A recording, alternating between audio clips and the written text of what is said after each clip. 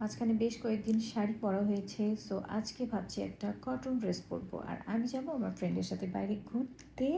So ভাবলাম যেহেতু অনেক গরম, তাহলে একটা সুতির ড্রেস পরে নিই। Hello everyone, this is me Samapti, welcome to my new another get ready with me. আজকে আমি যে ড্রেসটা পরেছি সেটা হচ্ছে পাকিস্তানি ব্র্যান্ড লাইমলাইটের ইন্সপায়ার একটা ড্রেস। ড্রেসের কালার হচ্ছে ব্রিক এবং অরেঞ্জের মধ্যে ব্ল্যাক কালারের কন্ট্রাস্ট। আর ড্রেসটা আমি অ্যাস্টার লাইফস্টাইল থেকে নিয়েছিলাম কোরবানি ঈদের মধ্যে। সুনেরা তাসনিমকে দেখেই আমার ইন্সপায়ার হয়ে এই ড্রেসটা নেওয়া, বাট পরা হয়নি, সামহাও আজকে পরেছি।